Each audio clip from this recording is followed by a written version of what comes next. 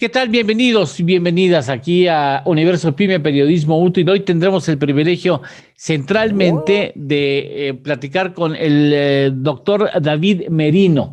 Él es doctor en ciencias fiscales, pero no vamos a hablar de eso. Vamos a hablar de cuánto ha cambiado la vida con la pandemia y de lo que eso ha implicado para las empresas y particularmente para las pymes. Hay nuevas regulaciones digitales que hay que observar, conocer y observar. Y también tendremos a Mauricio Barragán hablando de tecnologías de la información y el mundo digital. Y también tendremos una entrevista con otra empresa sorpresa de la que hablaremos un poco más adelante. Quédese aquí con nosotros. Esto es Universo Pyme Periodismo Útil. Comenzamos.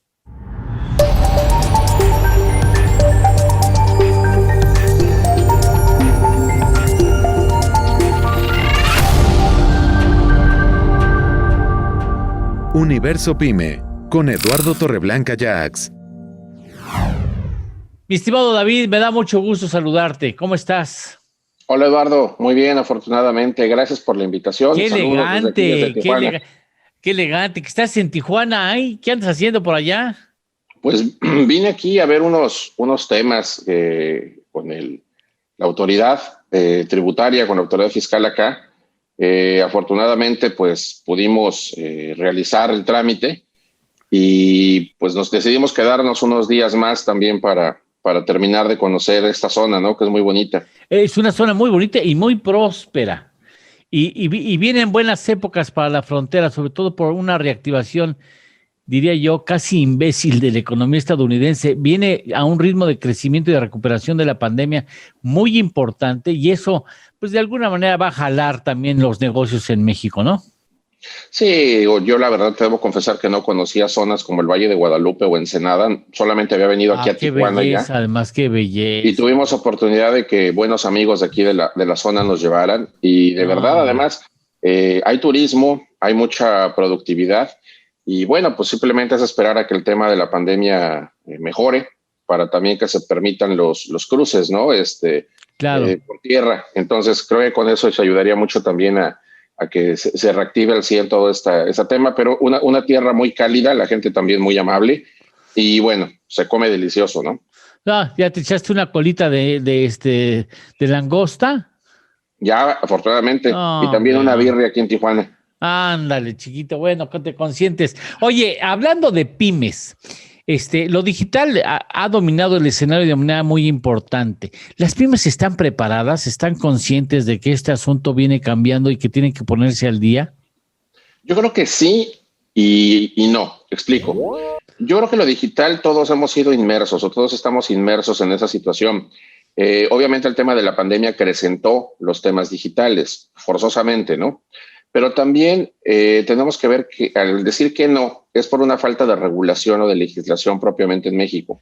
Cuando hablamos de temas digitales, tenemos que ver que hay ciertas leyes que ya contemplan obligaciones en materia digital y Ujú. hay otras leyes que nos hacen falta. Por ejemplo, ya está regulado con el tema del teletrabajo algunas cuestiones digitales, Sí, pero también en materia fiscal, por ejemplo, ¿no? Ahora las plataformas están registrando para que no les bajen la señal y pagar impuestos en México. Pero no existe en México una ley que regule propiamente lo que son las plataformas digitales y la economía datificada. Es decir, tenemos que dividir en dos a las empresas. Tenemos las empresas que su core business, es decir, el corazón de su negocio, son los datos, como por ejemplo estas empresas que conectan usuarios que necesitan un auto con el que tiene el auto, ¿no? El que necesita rentar una casa con el que tiene la casa. El que vende, por ejemplo, no sé, sanitizante o gel para las manos y el que lo necesita.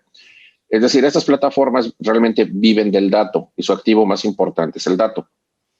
Y hay que distinguir de las empresas que son empresas que venden bienes normales, bienes tangibles, como un hotel o una aerolínea, y que solo utilizan el canal digital para venderlo. A las primeras se les llama empresas de economía datificada y las segundas de entorno digital. Y ahí sí. tenemos muchísimas pymes. Entonces, sí hace falta que el Congreso legisle en esta materia para que realmente tengamos una ley clara y transparente acerca de la regulación. Y hay por ahí en la agenda legislativa del Grupo Parlamentario de Morena digamos, listado, un proyecto de ley que no ha Sí. avanzado para regular esa materia, y además en el Congreso se presentó ante la Comisión de Transparencia y Anticorrupción por un servidor un proyecto hace un año de una ley general de economía datificada y entorno digital. Oye, en otros países ya se ha hecho. Sí, en otros países ya se tiene más regulado el tema de este tipo de empresas e inclusive algunos derechos humanos digitales que también ahorita a las empresas, principalmente las pymes, de repente les cuesta un poquito de trabajo el tener. Por ejemplo, te decía, con lo del teletrabajo, ya se tiene en la Ley Federal del Trabajo lo que se llama derecho a la desconexión digital. Es decir, en materia laboral, después del horario que establece tu contrato de trabajo, sí, tú tienes como trabajador el derecho a no contestar mensajes, WhatsApps, correos, llamadas, etcétera, que se te hagan por parte de tu patrón, obviamente por medios electrónicos o digitales, a menos obviamente que tu contrato lo establezca o que te paguen horas extras o que se trate de una urgencia, ¿no? Pero ya este tema de repente de que tu jefe como se trasnoche y se desvela y te manda mensajes a las 11 de la noche, tú tienes sí. el derecho a no contestarlos hasta el día siguiente, porque ya está contemplado precisamente en la reforma de la ley. Es uno de los ejemplos. Sí, es que la realidad no volverá a ser igual, ¿verdad? A como era antes de la pandemia, jamás. Yo creo que no. Yo creo que ahora que volvamos en algún momento, yo escuchaba que Bill Gates decía que él estima que a finales del 2022 se va a regularizar todo por el tema de un cálculo matemático en la producción de vacunas con el número de habitantes del mundo, ¿no? Básicamente era lo que él tomaba. Pero bueno, en el momento que sea, yo creo que sí vamos a retomar algunos temas como era antes y otros se van a quedar ya permanentemente como son ahora.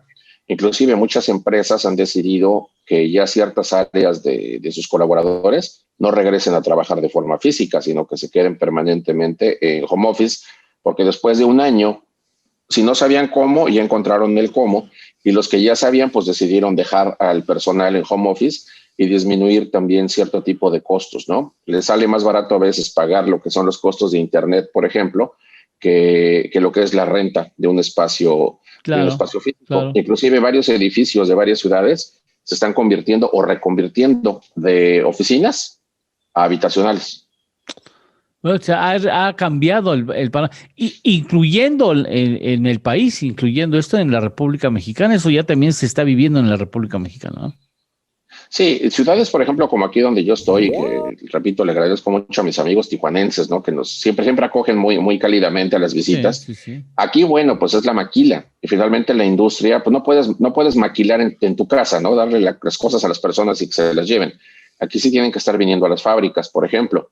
Pero hay otras ciudades donde es un sector más financiero, más de producción de servicios, en donde, por ejemplo, pues despachos de abogados, bueno, veamos los reporteros. Ahora los programas de televisión se hacen cada quien desde su casa y por una aplicación como esta donde estamos, ahí salen todos. Sí. Se dieron cuenta que se puede trabajar desde casa. Ahora, también afecta esto en la cuestión de productividad. No sé tú, Eduardo, pero yo siento que trabajo más ahora desde casa. Se trabaja más, sí, se trabaja más y sí es más productivo. Déjame ir a una pausa, que tengo que ir a una pausa y regresamos a hablar de este asunto. Sí, trabaja uno más y es mucho más productivo. Y también te cansas más. De este asunto hablaremos después de una pausa. Universo Pyme. Regresamos.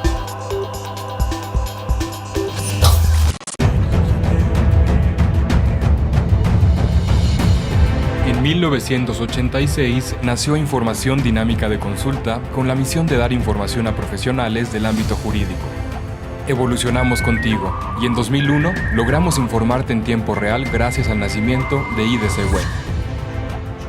Dimos paso en el 2016 a Foro IDC, un evento de alto nivel para el impulso de la competitividad del empresario mexicano. En 2017 unificamos cada avance bajo el dominio www.idconline.mx. Hoy puedes encontrarnos en múltiples plataformas con información vanguardista y especializada para capacitar e informar a los elementos clave de las empresas.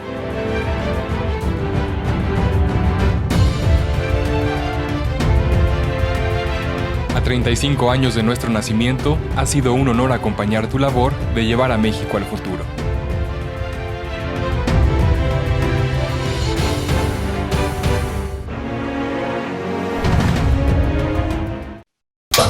Universo Pyme. Continuamos. Bueno, pues sí, tienes toda la razón. O sea, se cansa uno más y bueno, las cifras, las empresas se están dando cuenta, han resultado beneficiadas con esta forma de trabajo de home office. Sí, ha resultado benéfico en algunos sentidos. En otros simplemente hace falta un poquito más de regulación, ¿no? Que ya se está trabajando. Y sobre todo, un tema que hay que ver con el home office y que repito, ya se está regulando, es el tema de cómo registro asistencia, cómo demuestro que incumples, porque muchas empresas solo mandaron a la gente a su casa y ahí quedó, ¿no? Y no era así. O sea, al final del día, si yo hago algo malo, pues tiene que estar contemplado, y me quieres levantar un acta administrativa, tiene que estar contemplado en algún lugar, en algún reglamento, cuáles son las faltas administrativas por home office, ¿no? Por ejemplo. Claro. Entonces, eso se ha ido regulando y son los pequeños vacíos que las mismas empresas han tenido que ir llenando. Y la otra, pues, es el tema de tecnología. Es decir, obviamente ahora tenemos un problema con la privacidad de datos y con la seguridad cibernética, porque la información de la empresa antes a lo mejor estaba en 100 computadoras, pero esas 100 computadoras estaban en el mismo lugar y conectadas a un servidor. Y ahora resulta que esas 100 computadoras, pues está una en cada casa, conectadas a 100 redes distintas, ve a saber qué seguridad tiene cada red y sobre todo, a veces utilizan un equipo propio, a veces utilizan un equipo de la empresa, a veces lo comparten con el hijo, con el esposo o la esposa para que se conecte y entonces esa información se encuentra muy vulnerable. Entonces, eso al mismo tiempo, digamos que trajo beneficios, pero al mismo tiempo trajo retos nuevos para las empresas, ¿no? Pero como en materia de ciberseguridad, pues no es lo mismo la seguridad robusta que puede tener un servidor institucional, el cual puede ser más difícil que se te metan, a que de repente alguien pues se conecte de una red casera, que a lo mejor pues la contraseña es del 1 al 9 en números corridos y te conectas y entonces podrías meter un virus, un troyano, un spyware directamente a esa computadora y como esa computadora se conecta al servidor de la empresa, a través de esa computadora enlazar al servidor y accesar a la información, como un ejemplo. Es decir, realmente los retos de ciberseguridad ahora en época pandémica y pospandémica son mucho más grandes que los que se tenían anteriormente. Pero también se tiene el beneficio de que las personas pues pueden trabajar de una forma diferente, ¿no? Digo, yo aquí, si no nada más el saco y la corbata, sí traigo pantalones, pero la realidad es que pues también tienes la ventaja de decir, oye, pues mi entrevista con Eduardo es a las 9, pues me levanto al 10 para las 9, me pongo el saco, la camisa, la corbata y pues sigo en pijama y pantuflas, ¿no? Sí. Entonces, ese también es un tema que ha cambiado mucho para la gente.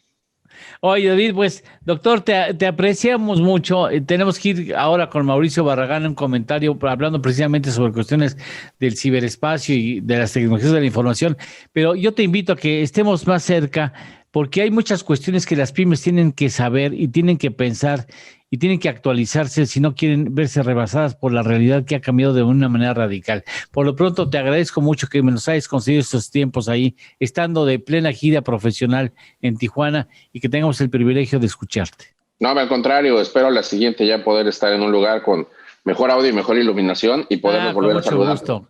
Al contrario, muchísimas gracias. Lo importante es que estés con nosotros y lo que escuchamos de ti. Ese es lo importante. Te agradezco mucho la invitación. Estoy para servirles cuando quieran. Muchas gracias. Nosotros vamos con Mauricio y después una pausa.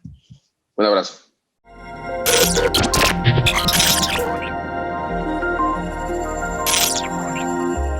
Hola Lalo, un saludo a todos. Es un gusto como siempre estar aquí. El día de hoy les vamos a platicar de lo que es la propuesta única de valor. Este es un concepto de muchos años atrás, no es algo nuevo, pero en el mundo de los negocios digitales vuelve a cobrar valor, vuelve a cobrar sentido, porque este mundo, como ya lo hemos hablado, pues te enfrentas a otro tipo de competidores, a otro tipo de consumidores. Entonces hay que revisar cuál es nuestra propuesta única de valor. ¿Cómo podemos definir lo que es la propuesta única de valor? Es aquello en lo que somos mejor que la mayoría, que hacemos algo diferente y en este mundo digital pensar en que entregamos una mejor experiencia al cliente, algo que no sea fácil de empatar o algo que no sea fácil de alcanzar por parte de nuestros competidores y que nuestros clientes aprecien lo suficiente como para permanecer fieles a nuestra marca. Te voy a poner dos ejemplos que me gustan mucho. ambas son pequeñas empresas. Una es una empresa de más de 60 años, el abuelo carpintero de profesión, pues ha tenido su negocio de carpintería por muchos años, el papá ha seguido con la tradición del abuelo, pero llegó la nieta y la nieta los impulsó a meterse a las redes, al mundo digital. Obviamente el abuelo dijo que, pues no, que para él eso no estaba bien, pero bueno, los convenció. ¿Cuál es el gran diferenciador de estos señores? Pues hacen un trabajo artesanal único, personalizan mucho de sus piezas, de muebles, salas, comedores, recámaras, etcétera. Pero entonces la diferencia al entrar al mundo digital, con lo que los llevó la nieta, es que hoy el usuario puede ser parte del proceso de producción y personalizan muchas cosas, como el acabado de las cabeceras o de la sala, o la mesa central que va a haber en la sala, o los diferentes tapices que van a tener. Esto los ha llevado a tener un público incluso en Estados Unidos que está dispuesto a pagar un precio más alto por el producto. Y no necesariamente lo pagan en el producto, lo pagan en el flete. Pero es que es difícil encontrar un proveedor que les personalice los muebles tal como ellos lo quieren. Otro ejemplo muy rápido es el de una empresa de chocolates. Los chocolates pues, son, vamos a decir, parecidos a los que hacen otras empresas, pero una de las socias es diseñadora y esta señorita hace unas bolsitas de entregable, hace unas piezas de entregables que son únicas, son totalmente personalizadas. Y entonces los clientes no solo le agradecen, sino le reconocen y le recomiendan con otros clientes porque sus piezas de envoltura son únicas. Es difícil que una gran empresa de chocolates les empate esto, porque para una empresa de una producción muy grande, con miles de empleados, pues difícilmente van a poder poner un mensaje a mano, personalizado, donde la entrega sea única, sea una experiencia única. Entonces, revisen dónde están sus propuestas únicas de valor y trabajen sobre ellas para presentarlos a sus nuevos clientes. Muchas gracias a todos. Universo Pyme. Regresamos. IDC te invita a nuestros seminarios fiscales 2021. En cada uno de estos seminarios obtendrás los conocimientos necesarios de los efectos legales y fiscales que deberás seguir. ¿Cuánto y cómo se reparten los dividendos? Aprende esto y más en nuestro seminario Básicos para la repartición de dividendos. Conoce el tratamiento fiscal y de comercio exterior del robo o destrucción de mercancías que debes ofrecer en donación, materias primas, productos terminados o que hubieran perdido su valor. ¿Cómo atender una cancelación de certificados digitales? Descúbrelo en este seminario. La normativa fiscal aplicable en cada país tiene que ajustarse al contexto internacional para establecer cómo se determina la renta del contribuyente.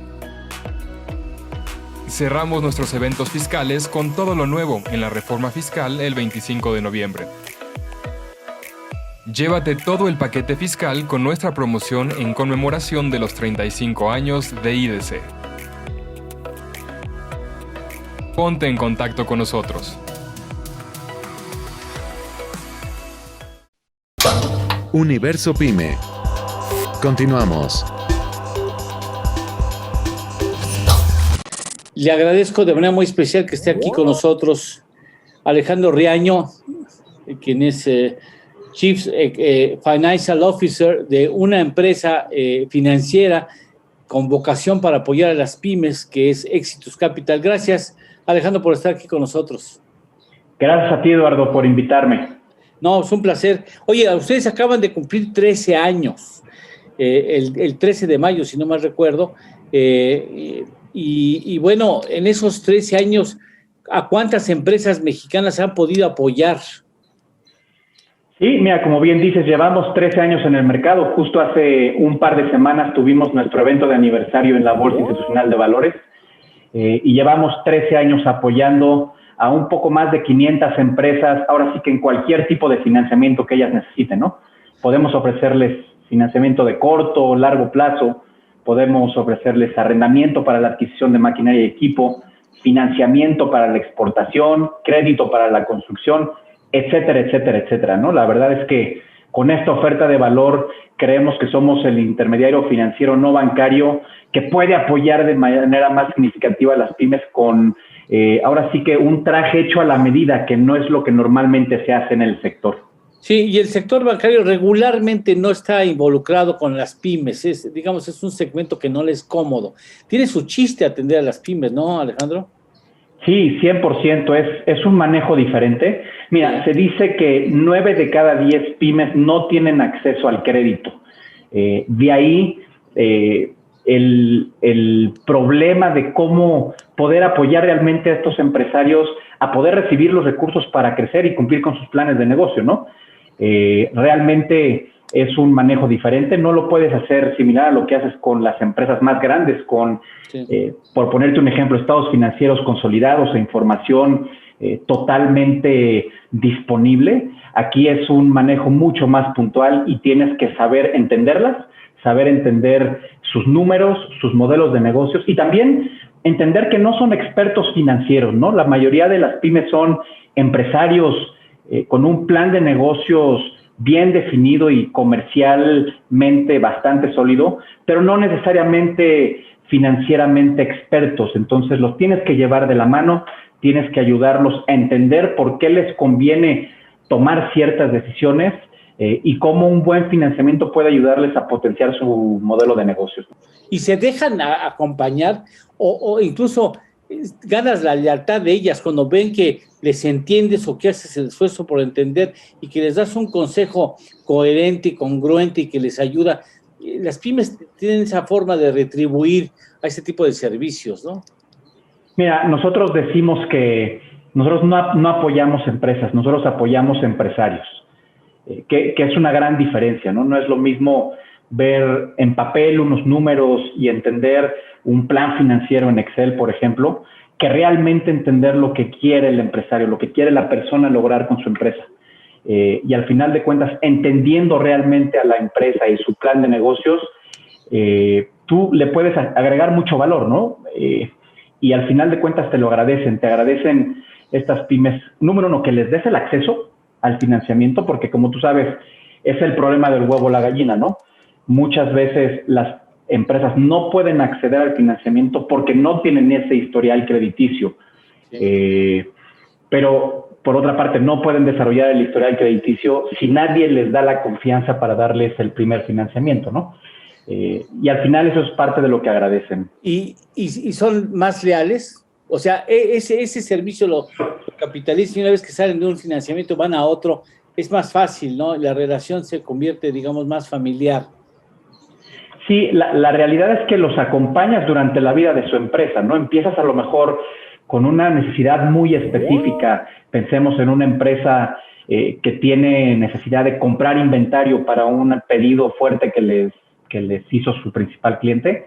Lo apoyas, por ejemplo, con un factoraje y de ahí vas migrando la relación, los vas ayudando. Oye, necesitas abrir oficinas en otra ciudad, lo apoyas con el financiamiento. Necesitas tú comprar maquinaria para duplicar tu capacidad productiva, lo apoyas con un arrendamiento. Entonces, no es un one deal shot, sino los vas acompañando durante toda la vida y al final una relación con ellos te puede durar 5, 10, 15 años, ¿no? Ustedes se acaban de acercar de un monto de $100 millones con la intervención de Goldman Sachs.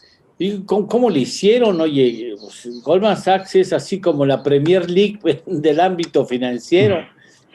Mira, como dices, es una transacción muy importante y más en el contexto macroeconómico, sectorial de las SOFOMES en México y político de México.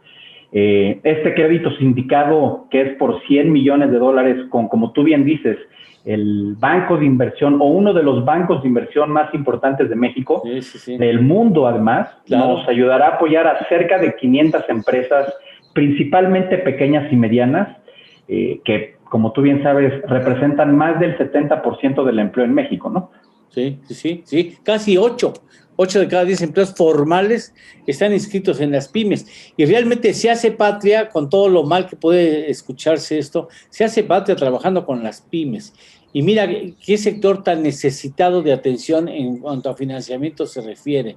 Me imagino que han pensado en trasladarse también a otros países, ya que conocen a las pymes mexicanas. Lo demás será mucho más fácil, bajar hacia Centro e incluso Sudamérica. Mira, sí, de hecho, ahora que lo comentas, qué buena pregunta. Nosotros el año pasado justo adquirimos una compañía en Estados Unidos que se dedica al factoraje internacional. Con esta empresa podemos proveer de financiamiento a cualquier exportador de México o de América Latina a Estados Unidos, que como tú sabes, es un buen porcentaje del Producto Interno Bruto, ¿no? Sí, pues sí. Entonces, está dentro de nuestros planes claramente seguir creciendo en México, seguir apoyando a empresarios mexicanos, pero sí empezar con un proceso de internacionalización, que nos permita poder diversificar un poco más nuestro portafolio. La consultoría es fundamental, o sea, que ellos se sientan apoyados no solamente en la chequera, sino en el conocimiento del procedimiento estratégico. Ahora, como dice el comercial financiero, no tiene precio, eso sí no tiene precio, ¿eh? Para eso estamos, Eduardo, en este mercado, ¿no? Como nosotros lo tenemos en nuestra misión, para hacer crecer a México por medio de hacer crecer a los empresarios mexicanos. Pues me da mucho gusto, no quisimos pasar por alto el cumpleaños número 13 con esos buenos números y esas preferencias y compromisos hacia las pymes.